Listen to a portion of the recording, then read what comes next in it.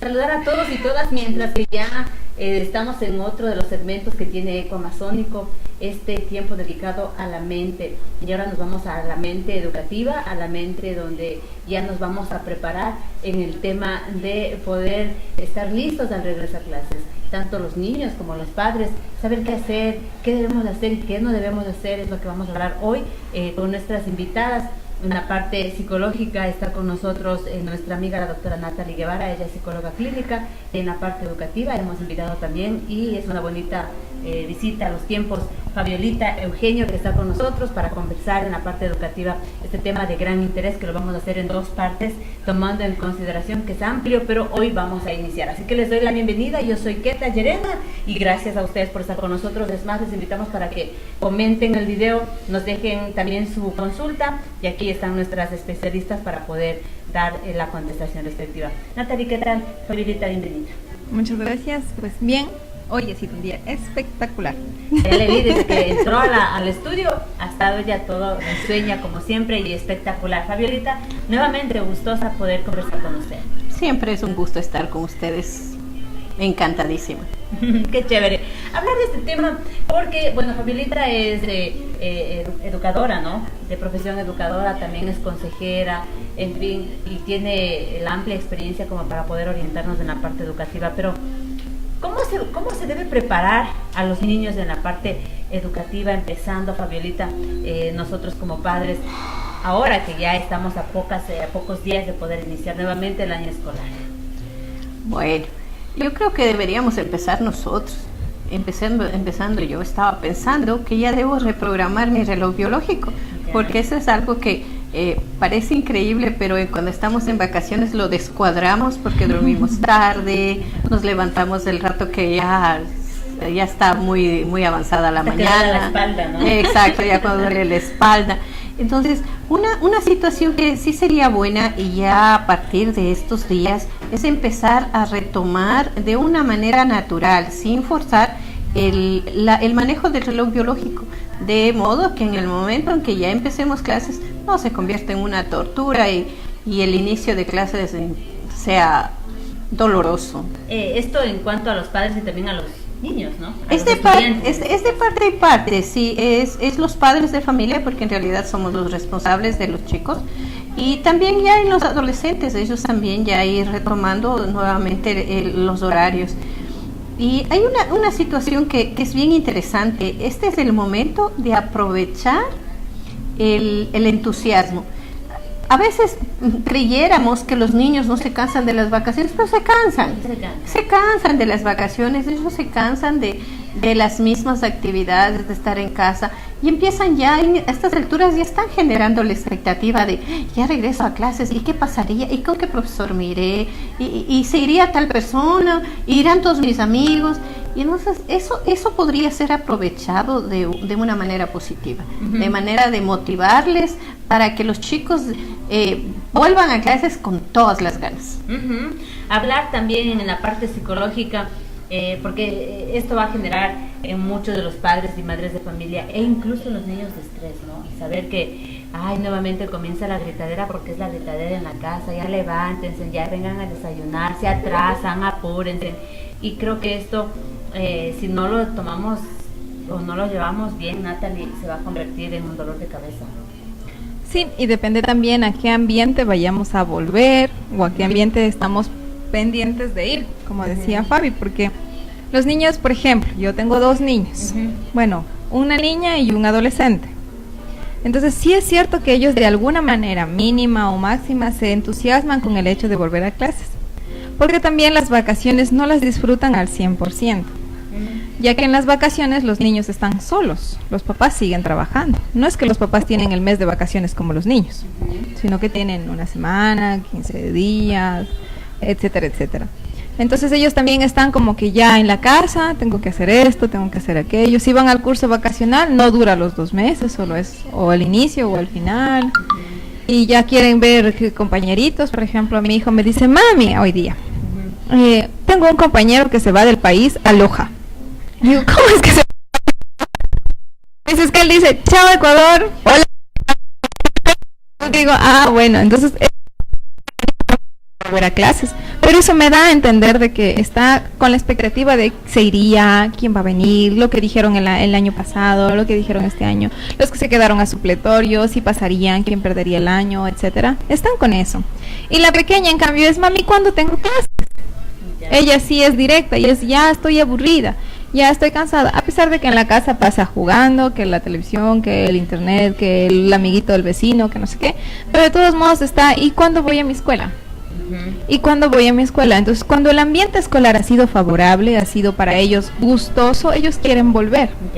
Pero de pronto si tenemos un caso contrario, donde el ambiente del colegio es hostil, o la escuela es hostil, es cansón, la profesora ha sido mala, según la percepción del niño, o el profesor, entonces ellos van a decir, ay, otra vez, ojalá no me toque, ojalá no me toque, ojalá no me toque con Julano o con... que me cambiaran, que ya no venga mi compañero no sé quién, que no venga, no sé. Entonces también es la expectativa a veces a positivo y a veces también a negativo. Entonces tener en cuenta, porque los padres también nos cansamos de que los hijos estén en casa. Pero Eso es ¿cómo cierto. nos preparamos psicológicamente y cómo les preparamos? ¿Les podemos ayudar, orientar a los chicos, a los niños? Porque bueno, inicia una etapa escolar que es de niñez y también de adolescentes. Ajá. Entonces creo que son dos cosas diferentes. Los niños creo que por ser niños un poquito más tomables que los adolescentes, no tomables, sino más controlables que los adolescentes. Entonces, ¿cómo actuar ahí para que esto no se vuelva o no se convierta en el famoso estrés? Yo creo que es importante hacerse la pregunta de ¿para qué le mando yo a la escuela o al colegio a mi hijo? Ya. Yo como padre saber la respuesta. Me ha pasado que muchos padres le digo, ¿y usted para qué le mando a estudiar a su hijo? Para que sea alguien en la vida. Esa no es la respuesta correcta. Para que estudie. Sí, pero ¿para qué quiere que estudie? Entonces hay que encontrar la respuesta que sea motivadora, que sea real, porque si no nos damos cuenta de que hay una motivación inconsciente totalmente negativa en relación a lo que quiero. Entonces el hijo va a la escuela o al colegio para cumplir la necesidad de mi papá, de mi mamá, y no más por la mía. ¿Cómo yo como padre puedo ayudar a mi hijo a que le dé gusto ir a la escuela, que se prepare, que esté listo, que no se queje si le mando a dormir más temprano, que sepa que mañana ya hay que empezar a madrugar? Es que el sistema es así, Natalia, o sea, todo el mundo, me imagino que en todo el mundo, como bien lo digo, es ese sistema, ¿no? Que los niños tienen que ir a la escuela, los muchachos al colegio. Pero hay una razón. Entonces, nos preguntamos, los padres de familia, al menos particularmente yo nunca me he hecho esa pregunta, ¿por qué le estoy mandando? Si usted me preguntara a mí, yo dijera, bueno, porque todo el mundo lo hace, o sea, porque quiero realmente que se forme, que saque una profesión, que pueda defenderse. Me imagino que es la respuesta que todos los padres lo darían. Tiene que ser motivada porque a los chicos no les interesa. ¿Ya? Actualmente vivimos en una época donde la generación de los chicos ya no tiene interés porque el resultado es ¿a dónde voy a ir? ¿Para qué voy a estudiar? Entonces, si el niño sabe lo que quiere ser, o sea, lo que quiere vivir, lo que quiere desarrollarse, lo que le apasiona, entonces va a decir, no, es que yo tengo que estudiar, aunque sea si no me gustan las matemáticas, porque con ese título yo voy a lograr lo que yo quiero. Pero si no sabe qué quiere ser. Ahora, entonces estaríamos hablando de algo forzado y obligado, y si es que es ese caso, Fabiolita, entonces, ¿cómo va un niño así a aprender? Es que es bien interesante cómo hay cosas tan pequeñitas que se han ido perdiendo. No sé si ustedes se acuerdan, pero antes, empezando en la casa, nos preguntaban, ¿y tú qué vas a hacer de grande? ¿Sí? Esa pregunta pareciera insignificante, pero esa pregunta era básica, lo que dice Natalie, porque nos daba la motivación. Recuerdo que yo quería ser astronauta, ¿sí? Y alguna vez yo lo dije, ¿no? Y mi profesora, así toda linda, ella me dijo, aprender a multiplicar, porque si no, ¿cómo vas a saber? No, a sumar, recuerdo, a sumar. Si no, ¿cómo vas a saber cuántas estrellas vas a ir a visitar? Sí, me dio un argumento. Y a la final nunca fui astronauta, obviamente, ¿no? Pero esa sola pregunta, pero ahora ya no, es simplemente, sí estamos en eso de que, para que la respuesta más obvia cuando es, ¿para qué le mandas a estudiar? Para que sea alguien. Y ahora no eres alguien, Somos alguien desde que nacemos, somos alguien desde que... Sino más bien una motivación, por más que parezca como la mía, de que quiero ser astronauta, por más que parezca irreal. Porque si tú le dices, es que quiero ser astronauta, pero ¿cómo vas a ser astronauta? Usted no ves que ni el...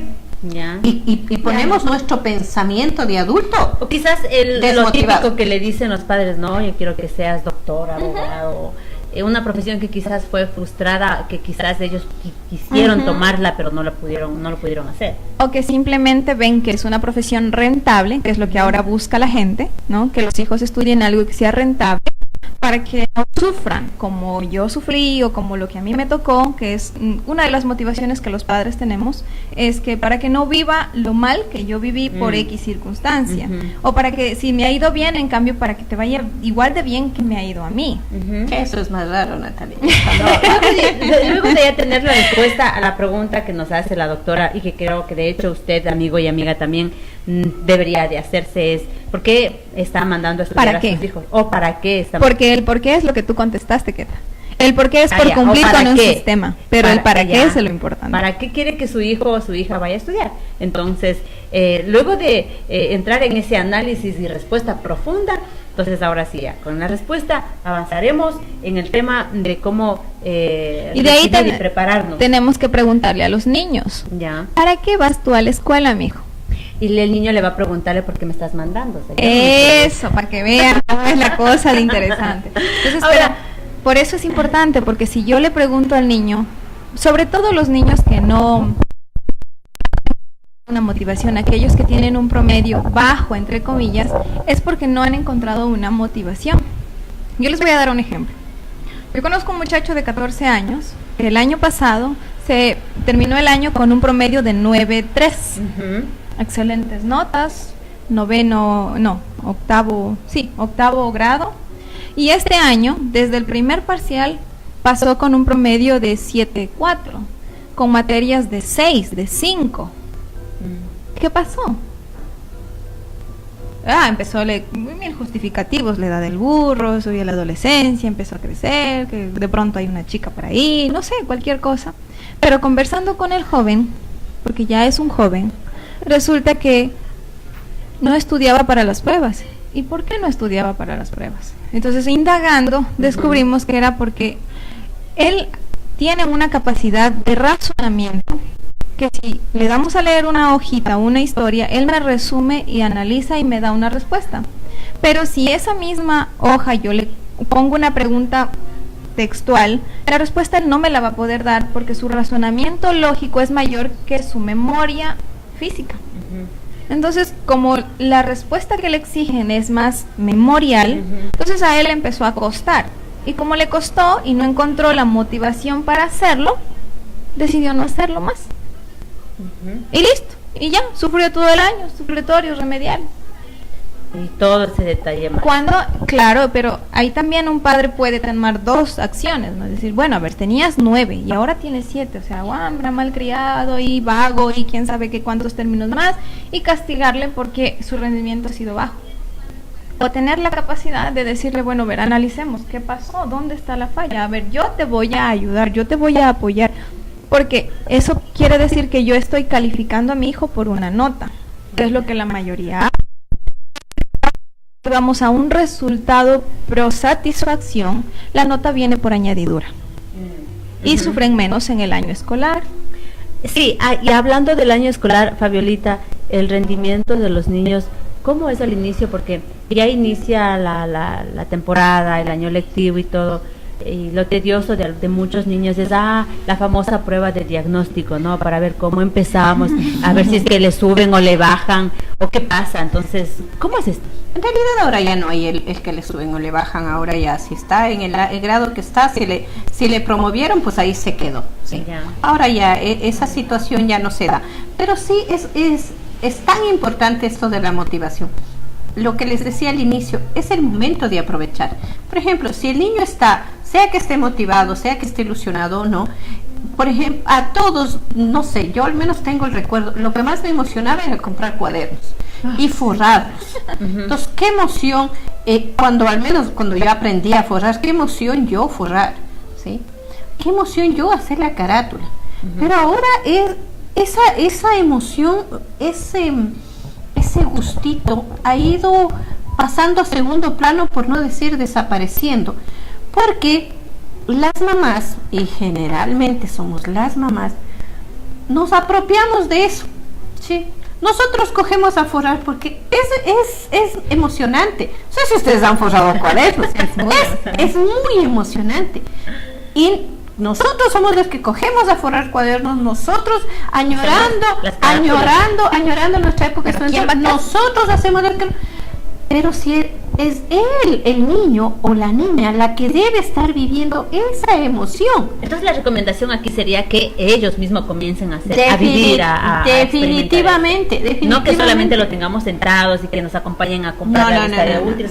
En ciertos casos, porque hay otros casos que ni siquiera se los lleva a comprar la lista de útiles. Que por lo menos carguen la funda de los cuadernos, es decir, esos son mis cuadernos, van apropiándose de algo, van haciendo autonomía y van haciendo un sentido de compromiso consigo mismo y con lo que van a empezar, con el periodo que van a empezar.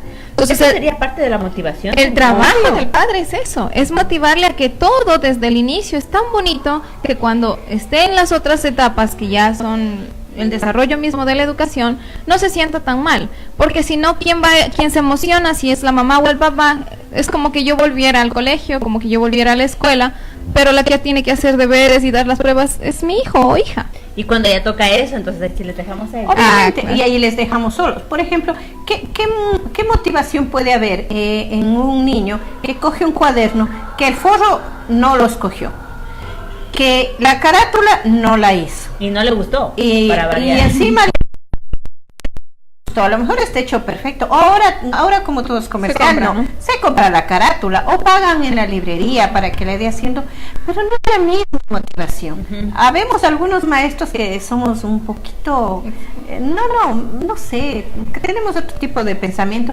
Generalmente yo, si ya le dieron haciendo la carátula, mando a hacer de nuevo otra, y es porque considero que es necesario este empoderamiento. ¿Y por qué no empezar entonces en la primera tarea, Fabiolita, en clases de que traigan los cuadernos, la funda tal cual, y aquí todos vamos a armar nuestra... Es que ahí viene un pequeño detalle, mi querida, que carátula y todo eso. Y ahí viene un pequeño detalle. Se van un mes ahí y les ponen 20, que digo 10 sobre 10. Ahí va el pequeño detalle. Normalmente, y ahí voy a hablar a ti,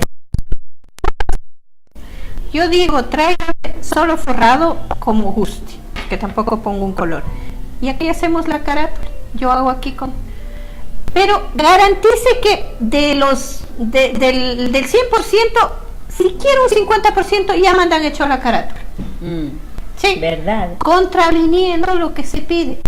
Y las respuestas son muchas, ¿no? La respuesta es que lo que pasa es que yo le ayudé porque él dijo que no podía. Es que yo le ayudé porque ella dijo que yo dibujo muy bonito. O peor, en casos más complicados, le dicen, es que para que esté bonito, porque lo que ella hace no está bonito, no está... Entonces... ¿De qué hablamos? Esto psicológicamente les afecta porque en cierta manera, no digo todos, pero hay ciertos padres que exageramos o a veces queremos tapar algo que no es o decir algo que no es, mientras que de pronto quizás este niño o esta niña está queriendo hacer esa carátula, pero como dicen acá nuestras expertas, quizás es nuestro está el forrar, el hacer las carátulas y todo eso, y queremos vivirlo nosotros y no dejamos vivir al estudiante, ¿no? Pero eso le afecta en la parte psicológica de motivación que ustedes hablan tanto repetitivamente acá en el programa.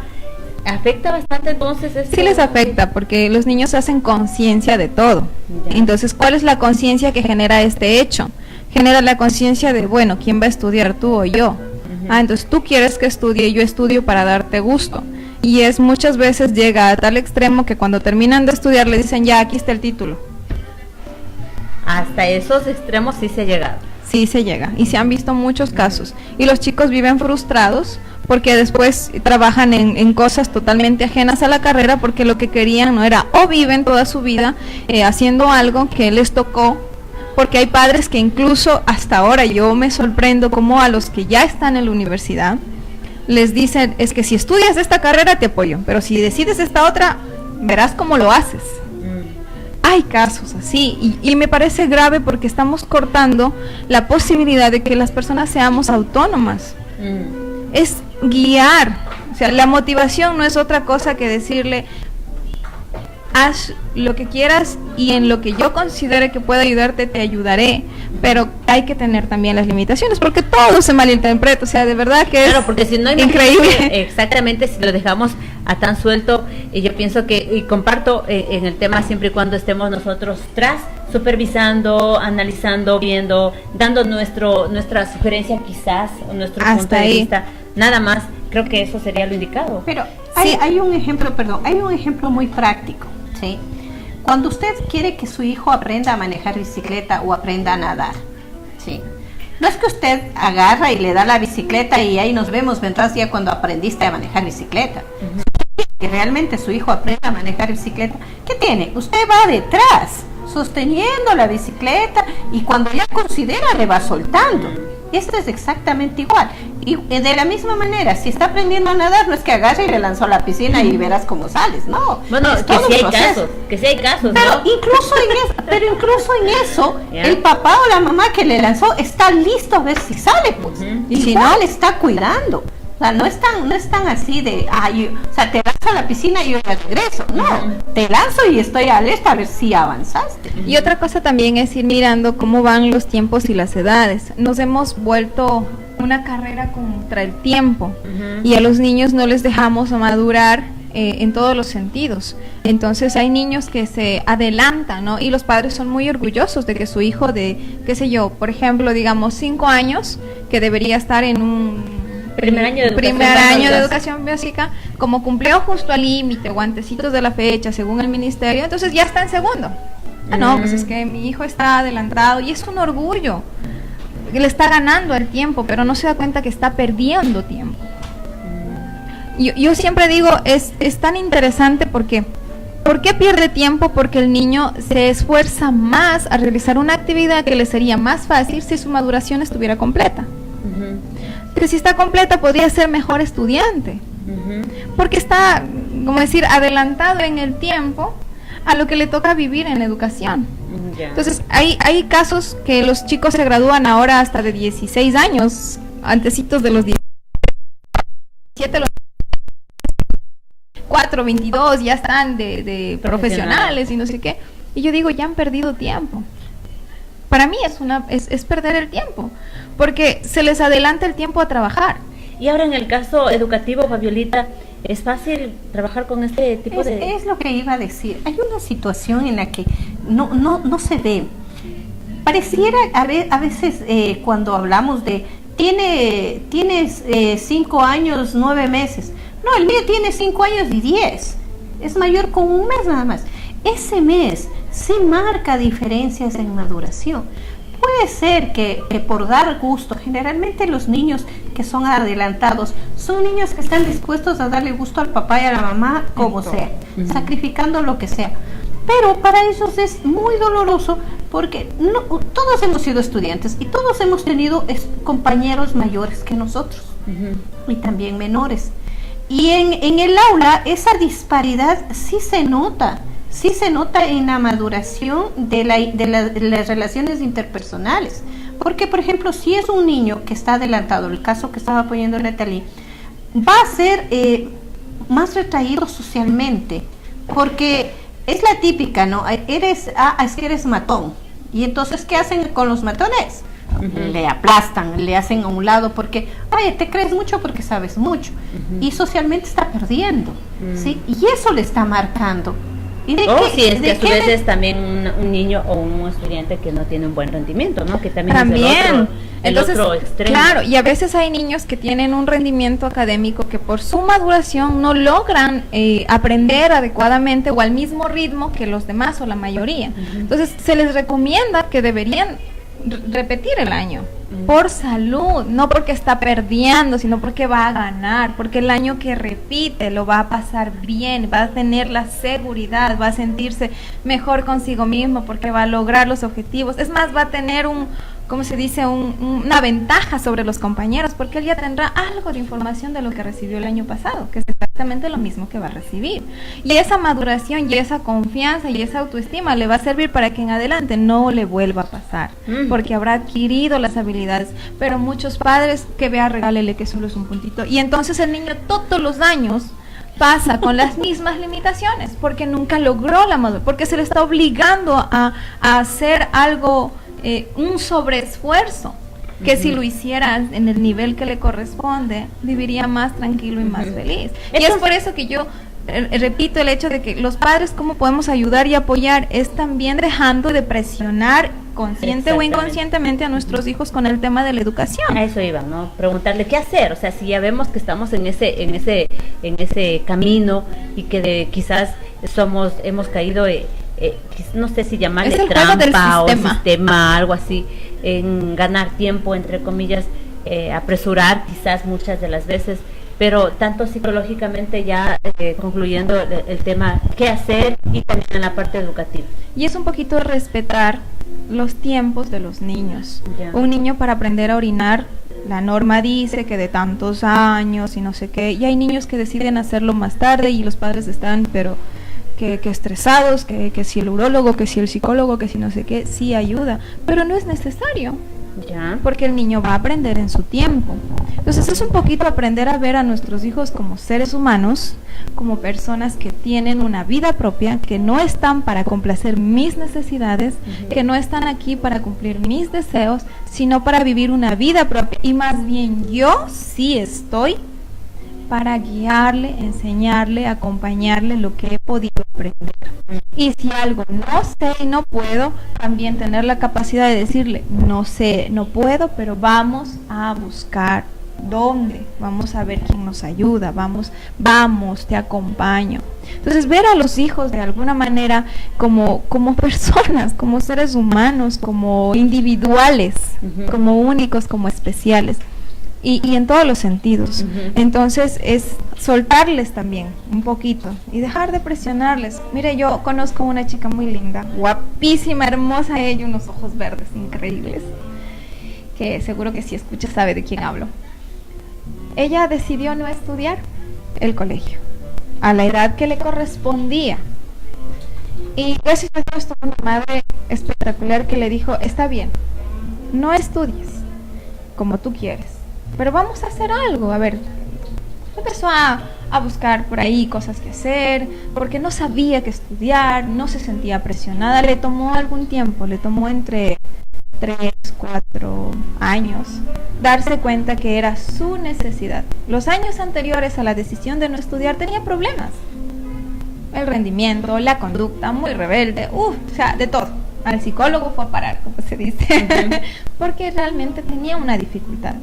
Entonces, al soltarle de esa manera, sin echarle al agua, como dice la Fabi, sino soltarle y decirle, bueno, a ver, está bien, no quieres nadar todavía, pero mete los pisitos al agua, vamos, yo voy a estar contigo, vamos poco a poco. ¿Le va a tomar más tiempo que a los demás? Sí.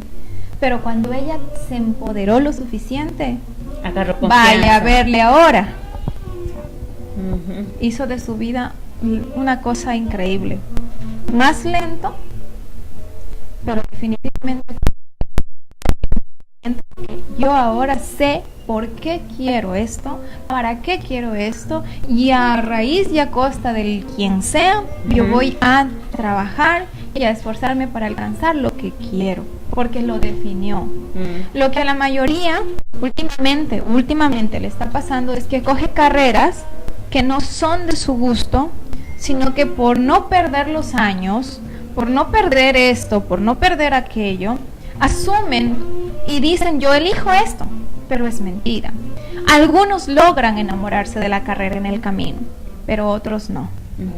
Qué interesante, y se cumple, creo, ahí el famoso refrán que dice, más lento pero seguro, ¿no? Así. En la parte académica, Fabiolita, ¿cómo llegar a los padres de familia en este tema que hemos hablado de la motivación, de preparación, de ponernos nuevamente las pilas y no estar presionando tanto a los hay una cosa que